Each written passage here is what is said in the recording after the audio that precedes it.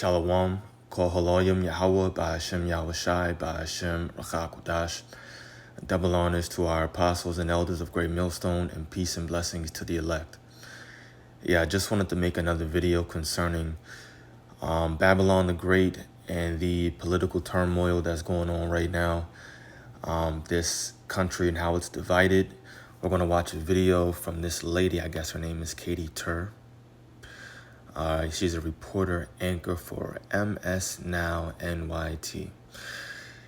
And she's an author. So she has this TikTok page, and of course she brings out news. And I want to show this one concerning how the Supreme Court struck down tariffs that Trump was trying to impose on different foreign countries, and they were calling it unconstitutional. And it's ironic because the same ones that struck it down, these are Supreme Court justices or individuals that Trump appointed. So they're going against him, and he's expecting them to go along with anything that he says. But this is just another example of how America is undivided, or is divided right now. And of course, that points to prophecy, because we know this place, Babylon the Great, is destined to fall. So, excuse me, let's check this video out, and then we'll grab some precepts. Donald Trump has made it pretty clear he expects loyalty, and that loyalty is to him. So on Friday, when the Supreme Court struck down his tariffs, finding them unconstitutional, he got angry. Not because he now understands there are limits to his authority, but because his Supreme Court justices, the ones that he picked, would even try to limit his authority, would put the Constitution over him. So he lashed out, calling Justices Amy Coney Barrett and John Gorsuch an embarrassment to their families, arguing they didn't have the courage to do what's right for the country, and alleging they have been compromised by foreign interests. An astonishingly irresponsible and dangerous take, even for this president. The Wall Street Journal called it the worst moment of his presidency. That news conference right there. I'll leave you to decide whether you think this is the worst moment, as it comes off the killing of 2 American citizens by federal agents just a few weeks ago. But regardless, it is a low. It also doesn't seem to make any sense. Donald Trump's tariffs are not popular. Americans don't like them, and they don't believe him when he says it's a tax on foreign countries. Why? Because they can see their costs going up. According to the Nonpartisan Tax Foundation, Donald Trump's tariffs cost the average American household $1,000 last year. This when 51% of Americans in 2026 say they don't have enough savings to swallow a $1,000 emergency expense. So where's that money coming from? And why doesn't the president just see this loss as a win and then pull back, especially with the midterms coming? Why announce a new global 15% tariff? Why double down? What does that get the president? In the meantime, what does the Supreme Court decision functionally mean both for you and for businesses? Is there any way anyone is getting their money back? These are all big and real questions. Donald Trump has... Yeah, so I saw a report last week that even said that as of right now, Trump has a 60% disapproval rating, which makes sense. He's trying to bolster that the economy is booming and there's all these new jobs that have been created. But meanwhile, just like she said, majority of people can't take $1,000 hit to their savings. If something came up and they desperately needed to spend the money, they either don't have it or they do, and that's it. Their savings will be depleted. Meanwhile, he's trying to impose tariffs, calling it a hit on foreign countries, but really it's the people here, the citizens, you and me and everybody else, that take that hit. And he's trying to lie and make it seem otherwise when it's been proven. But of course, now his own Supreme Court justices that he appointed are going against his tariffs. And then he has to come back with some kind of negative backlash, personal insults, talking about how they're an embarrassment to their families. So it's just a whole bunch of games being played.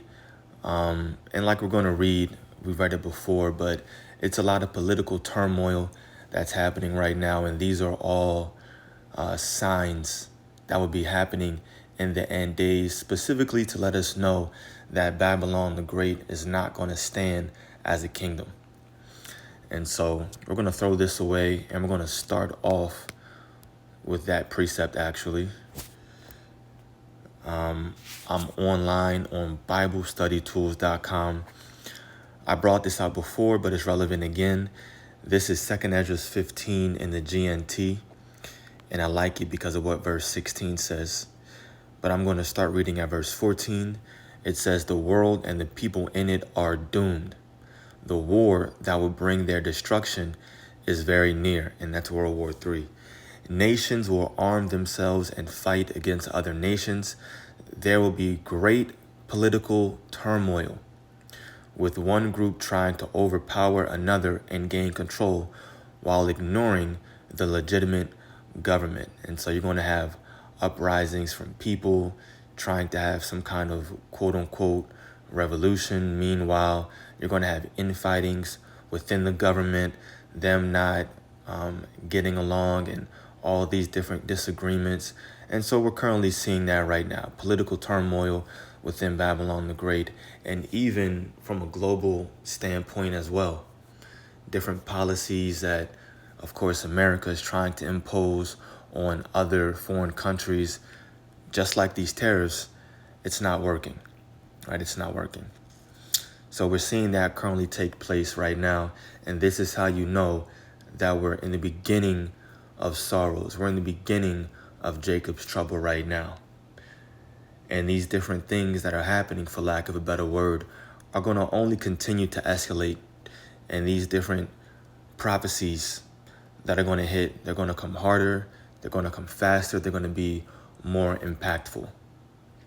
So we're going to stop right there and jump over, of course, to some more obvious precepts concerning what we just went over. This is Matthew 12, a big one coming out a lot concerning this government.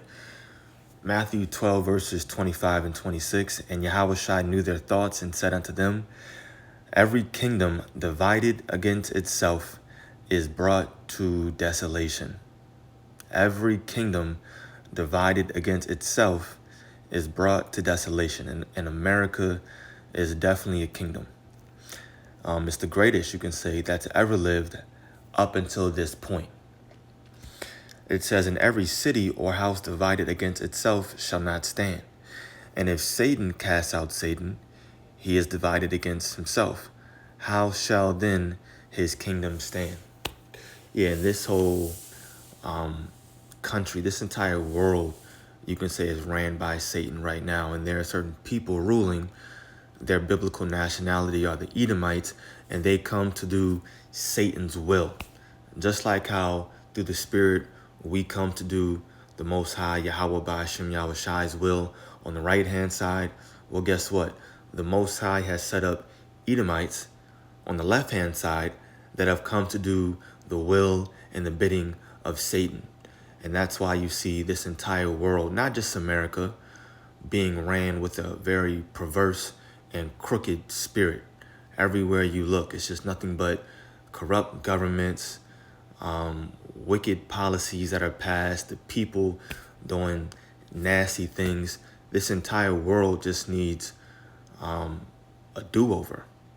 And that's going to happen when Yahushua returns, establishes the tabernacle of David, and then we're finally going to see the laws being ran out of Jerusalem, and the entire earth is going to be refreshed.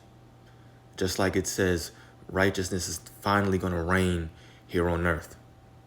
But something needs to happen, because right now you have these Edomites ruling, you have America, a part of that beast system that's ruling, and they're divided. There's nothing but confusion going on right now all across America. I'm going to read one last precept. This is the book of Revelation 13. And, verse 11.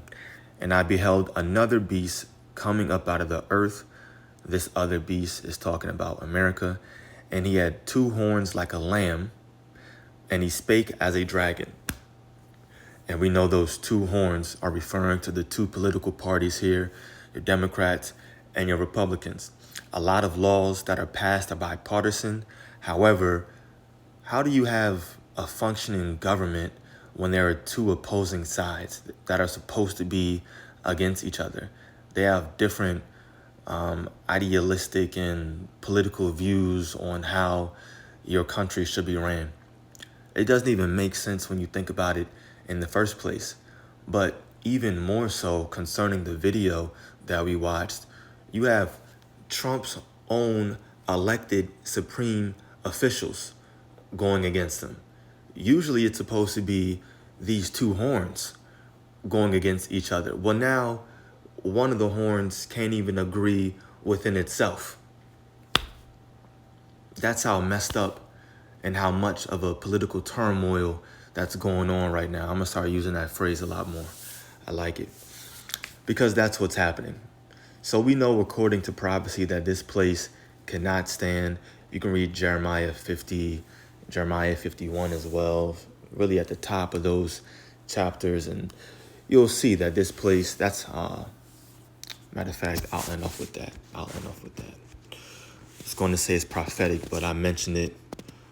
I might as well get it. And I'm thinking about Jeremiah 50. Let's see.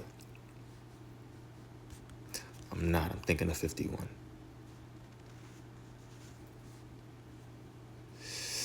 Yeah. Jeremiah 51. Now this is prophetic. It's referring to America when it says Babylon right here. But we're reading this because you have to understand that according to prophecy, America will fall. It will lose in World War III. And there's no foreign tariffs.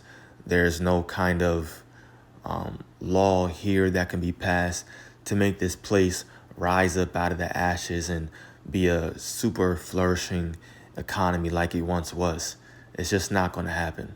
We're in the time in which the Lord is going to continue to throw different plagues at this place until it continues to just keep quickly spiraling down that drain until it's just gone. So this is Jeremiah 51 and 8 will end here. Babylon is suddenly fallen and destroyed. Howl for her.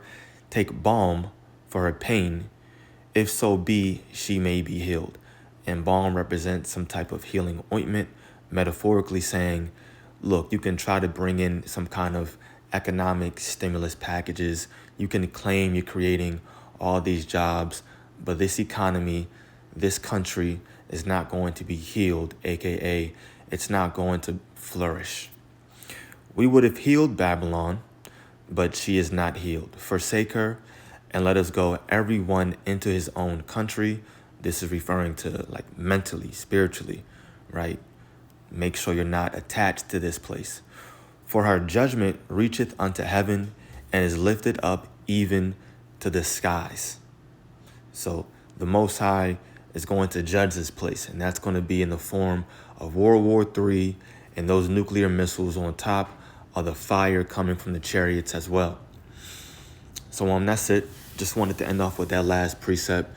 This place is going down. Keep all these prophecies in mind and use it to motivate you and to keep you doing this work, because we're almost here. We're at the finish line. We can see it. So Lord willing, this was edifying to the elect. Kol Haloyim, Yahweh Ba'ashem Yahushai, Ba'ashem Rakakudash. Shalom.